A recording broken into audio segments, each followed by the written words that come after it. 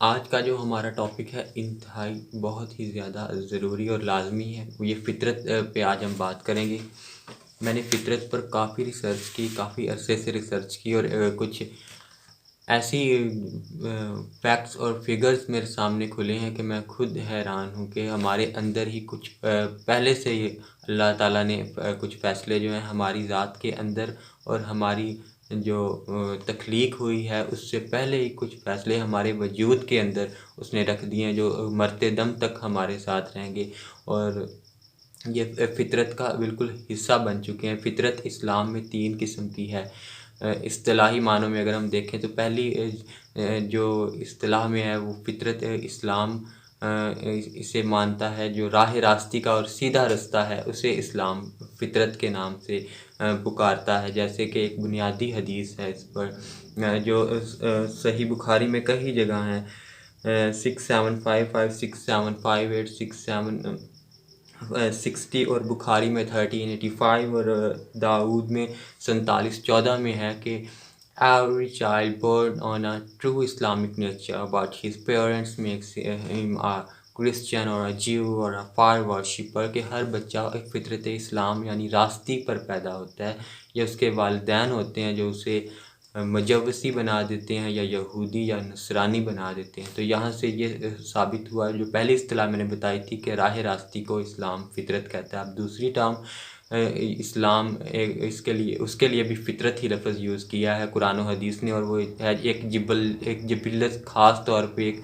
عادت جو ہمارے اندر راسخ ہو چکی ہے اور مرتے دم تک ہماری تقدیر کا حصہ ہی بن چکی ہے باقاعدہ۔ آگے میں جسٹیفائی کروں گا، میں نے 20 سے زائد قرآن و حدیث سے آیات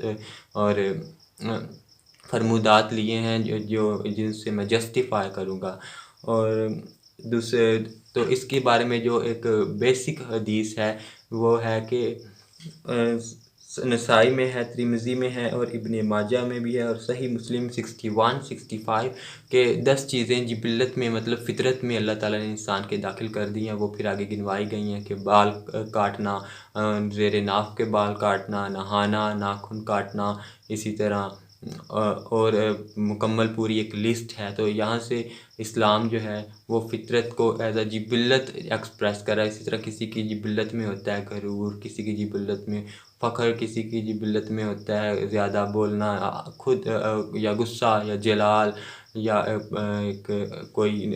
اچھے گلوکار ہوتے ہیں، یہ سب کچھ فطرت کا حصہ ہے اور یہ تقدیر کے ساتھ جڑے ہوئے ہیں۔ اور تھرڈ کلاسیفیکیشن جو فطرت کی قرآن و حدیث کرتے ہیں وہ ہے کہ قانون فطرت، جو ہمارے ارد گرد قانون ہے، مطلب ہم کسی کے ساتھ برا کریں گے تو ایک نہ ایک دن ہمارے ساتھ مکافات ضرور ہوگا۔ زیادہ شراب پئیں گے تو ہمارا کڈنی فیلئر ضرور ہوگا، اور اسی طرح کے جو چیزیں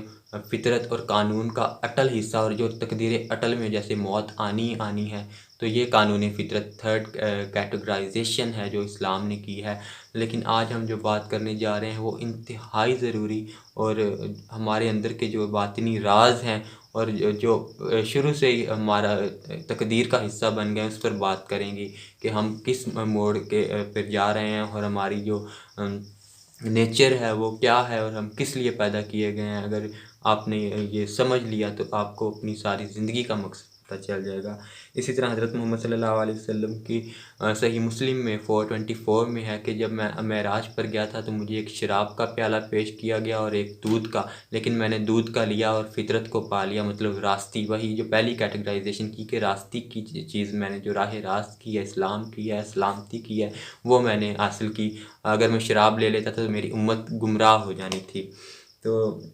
فطرت کا اب ہم تقدیر کے ساتھ تعلق دیکھیں گے کہ لوح محفوظ میں تقدیر لکھی ہوتی ہے، یہ فطرت کا اور تقدیر کا آپس میں تعلق کیسے آ گیا؟ تو اس کا انتہائی گہرا تعلق ہے۔ یہ بالکل اسی طرح ہے کہ ایک گول دائرہ بنا دیا گیا ہے جس سے ہمیں باہر ہم کبھی نکل ہی نہیں سکتے۔ فطرت بھی تقدیر کی طرح اٹل ہے۔ ابو درداء رضی اللہ تعالیٰ عنہ نے فرمایا کہ حضرت محمد صلی اللہ علیہ وسلم نے فرمایا، اگر تمہیں کوئی بتائے کہ پہاڑ اپنی جگہ سے کھسک گیا ہے تو اس کی بات ضرور مان لینا، پر اگر کوئی کہے کہ فلاں کی فطرت یہ تھی اب بدل گئی ہے تو یہ نہ ماننا، کیونکہ تقدیر کی طرح فطرت بھی اٹل ہے جو ساتھ رہے گی۔ اور اس فطرت کی وجہ سے کیا کیا ہماری اسلامک ہسٹری میں، حتیٰ کہ صحابہ کرام کی فطرت کی وجہ سے کیا کیا وقوع پذیر ہوا ہے، وہ بھی ہم آگے جا کر بات کریں گے۔ اسی طرح شرمیلا پن جو ہوتا ہے انسان میں، کوئی انتہائی شرمیلا ہوتے ہیں، ان کے بارے میں حدیث 24 ہے بخاری کی ابتدائی چیپٹرز کی ہی، کہ ایک انصار جو ہے وہ دوسرے اپنے بھائی کو کہہ رہا تھا تم تو بہت شرمیلے ہوئے. میں مفہوم بتاتا ہوں ہر حدیث کا. وہ اسے شرمیلا پن پہ تھوڑا لیکچر دے رہا تھا، تو حضرت محمد صلی اللہ علیہ وسلم نے فرمایا اسے مت ٹوکو، کیونکہ شرمیلا پن اور حیا ایمان کا حصہ ہے، کیونکہ وہ اس کی فطرت میں ایڈ تھی. اسی طرح حضرت محمد صلی اللہ علیہ وسلم نے بخاری 72-76 میں فرمایا کہ کچھ لوگوں کے دلوں کی جڑوں میں ایمان اتارا اللہ نے، کہ ان کی فطرت میں آلریڈی ایڈ کر لیا تھا. جیسے عالم ارواح میں پوچھا گیا تھا کہ میں تمہارا رب ہوں، تو سب نے سنا تھا. تو وہ کچھ لوگوں کے اندر راسخ ہو گئی تھی یہ بات، اور وہ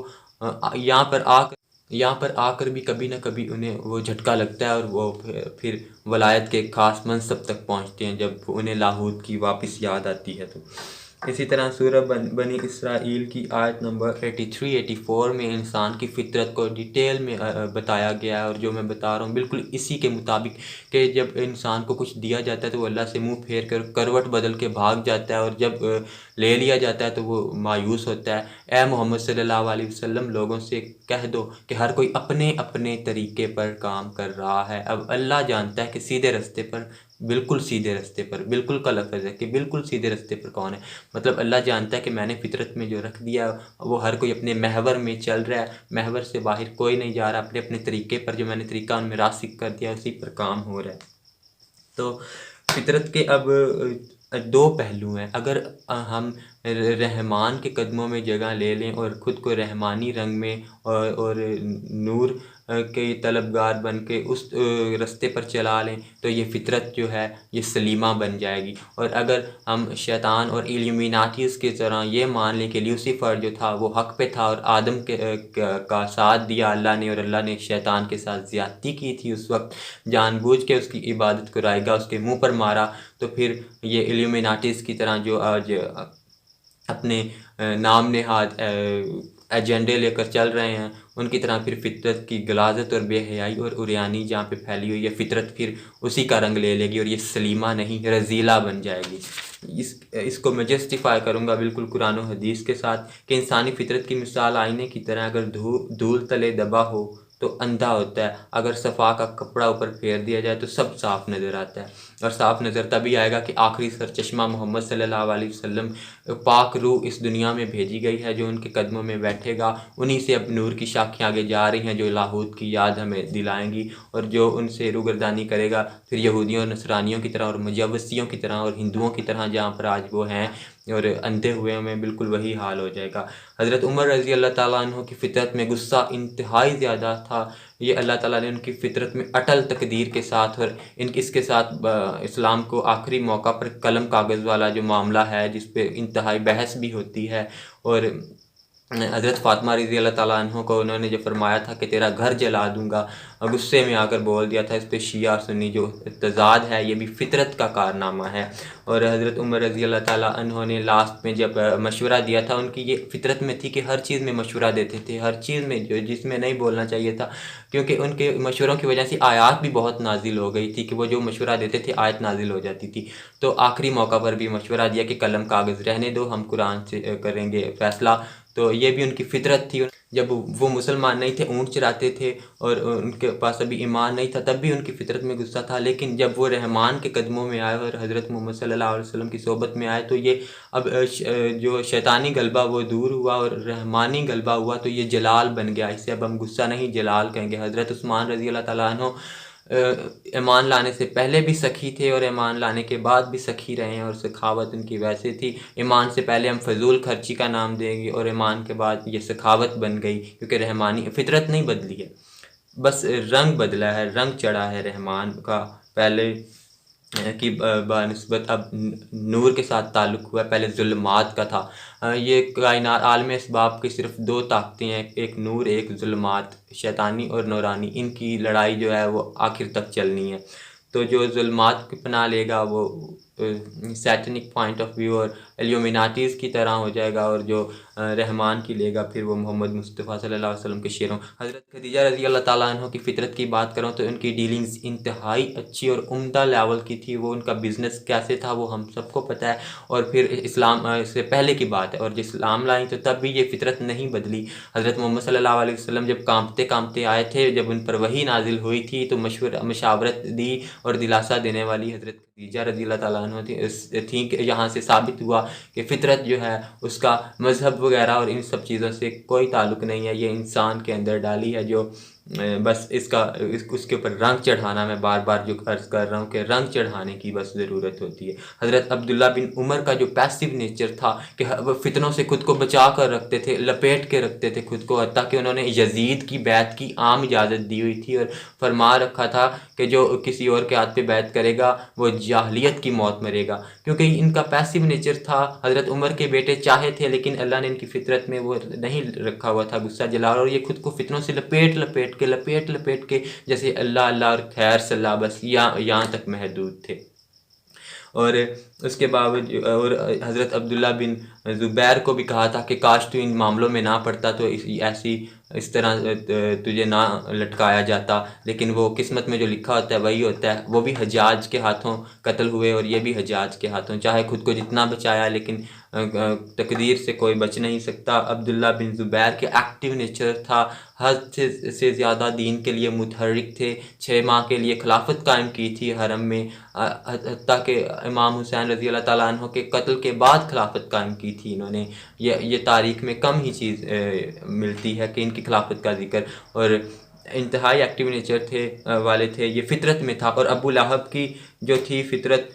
حرص حد سے زیادہ مال، ابو جہل کو بھی حرص حد سے زیادہ مال کا، اور اگر یہ جو نور کا حقیقی سرچشمہ ہے ادھر آ کر پناہ لے لیتے تو یہی حرص دین کی حرص بن جانی تھی، اور یہ اگر رحمانی رنگ ہو تو حرص بری نہیں ہے، جس طرح سورۃ توبہ کی آخری 2 آیات میں بھی ہیں کہ تم حریص ہو ان کے لیے، ان کی بھلائی کے لیے، مومنوں کی۔ حریص علیکم کا لفظ حضرت محمد صلی اللہ علیہ وآلہ وسلم کے لیے استعمال ہوا ہے، تو رحمانی رنگ میں حرص آ گئی تو حرص بری نہیں ہے۔ اسی طرح اگر تکبر ایلیومیناٹیز کی طرح شیطان کی قدموں میں بیٹھے ہیں تو وہ تکبر ہوگا، اگر رحمانی رنگ چڑھ گیا فطرت پر تو وہ فخر ہوگا، جیسے حضرت محمد صلی اللہ علیہ وسلم نے فرمایا کہ مجھے قیامت کے دن فخر ہوگا اپنی امت کی کثرت پر۔ اور اس کے بعد دکھاوا، یہ دکھاوا شیطان کی طرف سے ہے، یہی فطرت شیطان کے رنگ میں رنگی ہوئی ہے۔ اور اگر اشاعت آ جائے گی، اگر رحمان کے رنگ میں رنگ گئی تو جیسے تبلیغ ہو رہی ہے، اشاعت ہو رہی ہے، اس میں دکھاوے کا کوئی عمل دخل نہیں ہوتا۔ غصہ شیطان کی طرف سے ہے، جلال رحمانی رنگ کی طرف سے ہے۔ حضرت عمر کی مثال میں دے چکا ہوں رضی اللہ تعالیٰ عنہ۔ آگے فضول خرچی شیطان کی طرف سے ہے، رحمان کا رنگ چڑھا تو وہی فطرت وہی ہے، بس نام چینج ہوا، سخاوت بن گئی اور اچھے کام میں لگی۔ اس کے بعد کوئی شکی پن ہوتا ہے کچھ لوگوں کی فطرت میں کہ شک کرتے رہتے ہیں، ایسے ٹو میں لگے رہتے ہیں۔ اگر یہی اسلام لانے کے بعد صحابہ کو جاسوسی پہ بھیجا جاتا تھا کافروں کی، تو یہ رحمانی رنگ میں فطرت کس طرح چینج ہوئی؟ تقدیر کا اٹل جو معاملہ ہے، بس اسے خیالی پلاؤ بناتے ہیں کچھ لوگ، ان کی فطرت میں ہوتا ہے، لیکن اگر یہی وہ خیالی پلاؤ سے ہٹ کے رحمانی رنگ میں آئیں تو وہ ایک دانشور اور حکمت و دانائی والے پلاننگز کر کے نہ صرف اپنی زندگی محفوظ کر سکتے ہیں بلکہ وہ نسلیں جو ہیں وہ ان کے لیے کوئی عظیم کارنامہ اور پلاننگز کر سکتے ہیں۔ اسی طرح گلوکاری شیطان کی طرف سے ہے، نعت خوانی بن جائے، اچھی آواز، وہ فطرت میں ہے، وہ رحمان کی۔ دل آزاری کچھ لوگ کرتے ہیں، کچھ لوگوں کو مذاق کی بہت عادت ہوتی ہے، ایسے ہی چھیڑتے رہتے ہیں اور انہیں نہیں پتہ ہوتا کہ اگلے کی نیچر ایسی نہیں ہے، وہ دل آزاری کرتے ہیں۔ اگر رحمانی رنگ چڑھ گیا تو پھر وہ وہی بات کریں گے جو اسلام کے مطابق جسے مذاق کہا گیا، جیسے حضرت محمد صلی اللہ علیہ وسلم ایک صحابی کو 2 کانوں والا کہہ کر اکثر پکارتے تھے اور مذاق کی جو باتیں کرتے تھے، تو ان سے دل جوئی بن جائے گی، دل آزاری۔ فطرت نہیں بدلی، رنگ بدلا۔ بد خیالی کچھ لوگ کرتے رہتے ہیں، خیالوں میں عجیب عجیب چیزیں سوچتے ہیں۔ رحمانی رنگ چڑھا تو یہ مراقبہ بن جائے گا، مراقبے میں وہ حضرت محمد صلی اللہ علیہ وسلم کی یادیں یا نورانی یادیں، لاہوتی یادیں آیا کریں گی۔ اسی طرح ٹانگ اٹکاتے ہیں کچھ لوگ، جیسے ہر چیز میں کہ انہوں نے بولنا ہی بولنا ہوتا ہے، کہ ہماری بات کوئی سنے، جو ہم کہیں وہ بھی ہماری رائے دینا، ٹانگ اٹکانا صحیح لفظ، رائے دینا بہت کسی کی عادت میں ہوتا ہے اگر یہی رحمانی رنگ چڑھ جائے تو مشاورت بن جائے گی، جیسے حضرت عمر رضی اللہ تعالیٰ عنہ کی میں نے مشاورت کی پہلے مثال دی کہ انہیں یہ فطرت میں کہ مشاورت بہت زیادہ کرتے. اسی طرح کچھ لوگوں میں لیڈرشپ کوالٹی ہوتی ہے، اور یہ فطرت کچھ لوگوں یہ نہیں ہے کہ اب ہم کہیں کہ ہمارے اندر تو یہ ہے ہی نہیں، یہ فطرت میں ہی نہیں ہے، میری یہ باتیں سن کے تو ہم کریں گے ہی نہیں. کچھ چیزیں ایسی ہوتی ہیں جو ہمارے اندر دبی ہوئی ہوتی ہیں، جیسے کوئلہ ہوتا ہے وہ بعد میں جو اسے رگڑتے ہیں تو وہ ہیرا بنتا ہے. اسی طرح کچھ چیزیں جو ہوتی ہیں وہ ہمارے اندر موجود ہوتی ہیں لیکن ہمیں پتہ نہیں ہوتا. جس طرح میں حدیث سے یہ ثابت کروں گا کہ کچھ ٹیلنٹس کس طرح ہمارے اندر دبے ہوئے ہوتے ہیں. حضرت محمد صلی اللہ علیہ وسلم نے 72-76 بخاری میں فرمایا کچھ لوگوں کے دلوں میں ایمان اتارا گیا لیکن بعد میں قرآن سے انہوں نے تقویت پائی اور وہ مزید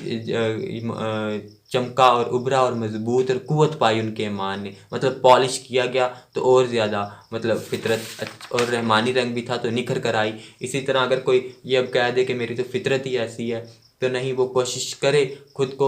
اس کے اندر کوئی جو گوہر نایاب چھپا ہوا ہے اسے رگڑنے کی کوشش کرے تو اس کے اندر ایسے ٹیلنٹس باہر آئیں گے کہ وہ خود حیران ہوگا، اسے پتہ ہی نہیں چلے گا. جیسے عمران خان صاحب کی سب سے بڑی غلط فہمی کہ وہ ان کے اندر لیڈرشپ کوالٹی ہے لیکن اللہ نے ان کی فطرت میں ایسے نہیں رکھی. اور کابینہ کا آج جو حال ہے گدھوں اور گھوڑوں کی طرح وہ ہم سب کے سامنے ہے. موجودہ حکومت کی مثال ہمیں نہیں بھولنی چاہیے کہ غلط فہمی اور فطرت کی تلاش یہ دو بالکل الگ ٹرمز ہیں. ابو بکر صدیق رضی اللہ تعالیٰ عنہ نے کبھی سوچا نہیں تھا کہ مجھے امیر بنا دیا جائے گا اور حکومت میرے ہاتھ میں ہوگی. ان کا نیچر کیسا ہے، رحم دلی کتنی ہے ہمیں پتہ ہے. اور پھر وہی ابو بکر صدیق رضی اللہ تعالیٰ عنہ ایک دن گردنیں کاٹ رہے ہیں زکوٰۃ کے باغیوں کے ساتھ، مرتدین کے ساتھ جب جنگ ہو رہی ہے. رحم دل انسان، مطلب ان کے اندر ایک چیز چھپی ہوئی تھی جو وقت آنے پر حالات نے انہیں بتایا کہ تمہارے اندر ہے. کوئی فطرت پر آپاہج نہیں ہے، بس اللہ کی طرف سے رکھا وجود میں ہیرا جو ہوتا ہے اسے خود میں ڈھونڈ کر تراشنے کی ضرورت ہوتی ہے. کچھ لوگوں کو حالات اس مخفی ہیرے تک پہنچاتے، کچھ کو غور و فکر، کچھ کو محنت اور جد و جہد. مطلب حالات جس طرح ابو بکر صدیق رضی اللہ تعالیٰ عنہ کو لے کر آئے اور پھر انہیں پتہ چلا کہ میرے اندر تو یہ کوالٹی تھی لیڈرشپ کی، لیکن ہمارے جو حکمران ہیں ان کے اندر کوئی نہیں ہوتی. ان کے اندر ایک ہوس ہوتی ہے آ کر کرسی پر بیٹھ جانے کی، اور اس کے بعد پھر نکمے پن کی وجہ سے عوام جب رلتی ہے اس کے بعد بھی انہیں احساس نہیں ہوتا تو اس طرف جائیں اور وہ اپنی فطرت کے ساتھ چلیں جو آپ کو عطائی ہے اللہ کی طرف سے ہے، اور یہ تقدیر سے آپ کو باہر نہیں نکلنے دے سکتی. جس طرح میں نے حضرت عبداللہ بن زبیر اور حضرت عمر کی مثالیں دی ہیں کہ فطرت کی وجہ سے ہمارے اسلام میں پیچھے کچھ اہم واقعات ہوئے ہیں کیونکہ یہ تقدیر کا اٹل حصہ ہوتی ہے. یہ سب سے پہلے ضروری ہے کہ خود کو سرچشمہ ہدایت مطلب حضرت محمد صلی اللہ علیہ وسلم کے قدموں کے ساتھ جوڑا جائے، ورنہ ہماری شیطان خون کی طرح ہم میں دوڑتا ہے اور یہ ہماری فطرت کو کب ہمیں گمراہی کے کھڈے میں گرائے گی ہمیں پتہ نہیں ہے. یہ ایتھیسٹ جو بنے ہیں، مطلب ملحدین جو بنے ہیں، جو مانتے ہی نہیں کہ کوئی اللہ کا وجود ہے، ان کی فطرت میں تجسس رکھ دیا گیا ہے خاص کہ وہ اس تجسس کے پیچھے بھاگتے ہیں کہ ڈھونڈتے ہیں چیزیں، اور پھر جب شیطانی رنگ میں رنگے ہوتے ہیں اور پہلے اپنا تزکیہ نفس نہیں کرتے تو پھر قرآن کی جو آیت بھی پڑھتے ہیں انہیں الٹی سمجھ آتی ہے کہ نہیں نہیں نہیں. اسی طرح ایک ملحد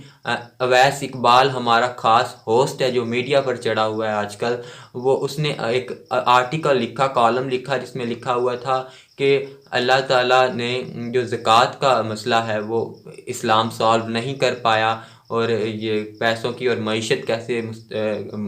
استحکام میں لانی ہے یہ اسلام سالو نہیں کر پایا. اس سے اس کا یہ خاص ظاہر ہو رہا ہے کہ وہ اللہ کو نہیں مانتا، کیونکہ اگر وہ مانتا کہ کوئی بنانے والا ایک ہے تو پھر وہ کبھی نہیں کہہ سکتا تھا کہ اسلام یہ مسئلہ حل معیشت کا نہیں کر پایا. اور اسی طرح اس نے